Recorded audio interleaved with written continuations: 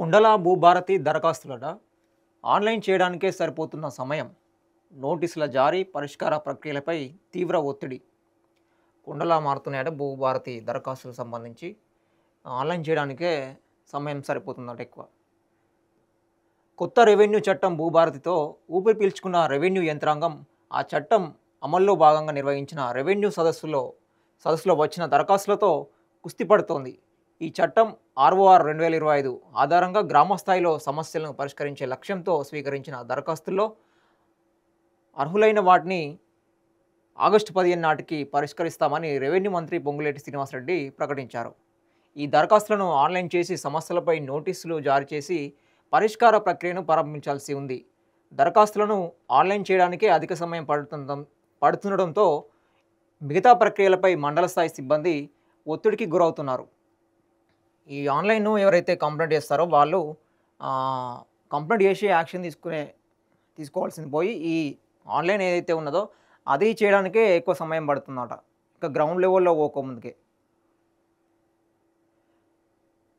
3 విడతలుగా నిర్వహించిన రెవెన్యూ సదస్సుల్లో 8.58 లక్షల దరఖాస్తులు అందాయి. వాటిని స్కాన్ చేసి మండల స్థాయిలో భూభారతి పోర్టల్లో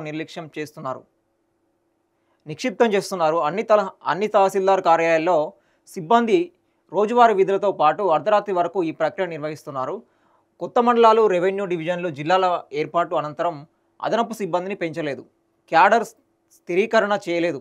దీంతో కొన్ని మండలాల్లో tahsildar, deputy tahsildar, 2 senior junior అసిస్టెంట్లు, గిర్దావర్లు, 1-2 కంప్యూటర్ ఆపరేటర్లు మాత్రమే ఉన్నారు. రోజువారీ సాగు భూముల రిజిస్ట్రేషన్లను తహసీల్దార్, భూభారతి ఆపరేటర్ నిర్వహిస్తుండగా మిగిలిన వారిపై ఈ దరఖాస్తులకు సంబంధించిన పనిభారం పడుతుంది. ఈ ఎవరైతే స్కానింగ్ చేసి దాన్ని అప్లోడ్ చేస్తారో సిబ్బంది కూడా కొంతమందే ఉన్నారట. ఈ ఎవరైతే మన మండలాలకు సంబంధించి, రెవెన్యూ డివిజన్లకు సంబంధించి కొత్త జిల్లాలు కావచ్చు, మండలాలు కావచ్చు, ఎక్కువ మండలాలు అయినవి ఉన్నాయి కదా, దాంట్లో కూడా సిబ్బంది నియమించకపోవడం వల్ల వీళ్ళ మీద ఎవరైతే ఉన్నారో ప్రజెంట్ వాళ్ళ మీద ఎక్కువ భారం పడుతుందట. దానివల్ల ఈ ఆన్లైన్ అప్లికేషన్ ఏదైతే ప్రాసెస్ ఉంటుందో దాన్ని స్కాన్ చేసి పెట్టడానికే సమయం ఎక్కువ పడుతుందట. రోజువారీ సాగు భూముల రిజిస్ట్రేషన్లు తహసీల్దార్, భూభారతి ఆపరేటర్ నిర్వహిస్తుండగా మిగిలిన వారిపై ఈ దరఖాస్తులకు సంబంధించిన పనిభారం పడుతుంది.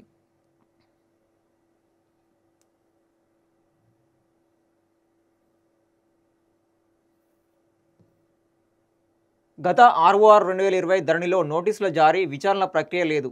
ఈ క్రమంలోనే VRA, VROలను నాటి ప్రభుత్వం తొలగించింది. దీంతో భూ సమస్యలు పెద్ద ఎత్తున ఆవిష్కృతంగా మిగిలిపోయాయి. కొత్త చట్టం భూభారతి అమల్లోకి రావడంతో నోటీసుల జారీ, విచారణకు అవకాశం, అప్పీళ్ల వ్యవస్థ అందుబాటులోకి వచ్చాయి. క్షేత్రస్థాయిలో విచారణ చేపట్టేందుకు వ్యవస్థలేవీ లేవు. ఈ క్రమంలో 10,954 గ్రామ పాలనా అధికారుల జీపో నియామకానికి రెవెన్యూ శాఖ కార్యాచరణ చేపట్టింది. 3,550 మంది ఎంపికయ్యారు. వీరికి నియామక ఉత్తర్వులు ఇవ్వలేదు. సిబ్బంది కొరత నేపథ్యంలో దరఖాస్తుల పరిష్కారం కష్టసాధ్యమైంది. ఇప్పుడున్న ఎవరైతే జూనియర్, సీనియర్ అసిస్టెంట్లు, గిరిదావర్లు, 1-2 కంప్యూటర్ ఆపరేటర్ మాత్రమే ఉన్నారు కదా, వాళ్ళ మీద పనిభారం ఎక్కువ పడుతూ ఉన్నది.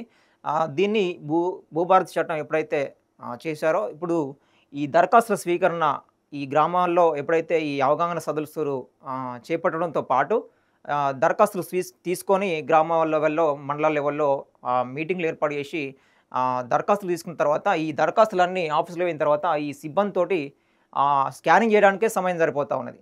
ఒక దిక్కు వీళ్ళు ఎవరైతే మన VRO, VRA లాంటి ఈ పోస్టులు ఏవైతే ఉన్నాయో GPO పోస్టులు ఇవి నియమించారు కానీ వాళ్ళకి నియామక పత్రాలు ఇవ్వలేదు. ఆ నియామక పత్రాలు ఇవ్వకపోవడం వల్ల ఈ రిక్రూట్మెంట్ అనేది చాలా లేట్ అవుతూ ఉన్నది. మొత్తం 3,550 మంది ఎంపికైతే ఇప్పటి వరకు నియామక పత్రాలు వాళ్ళకి ఇవ్వలేదు. సో ఇది ఒకవేళ రిక్రూట్మెంట్ అయితే కొంచెం ఏమైనా సమస్య, ఈ భూభారతి సమస్య అయితే ఆన్లైన్ అప్లికేషన్ సంబంధించి పరిష్కారం ఉందిగా గ్రౌండ్ లెవెల్లో జరుగుతుంది. లేదంటే మళ్ళీ అప్లికేషన్ల వరకే ఆగిపోతూ ఉంటుంది.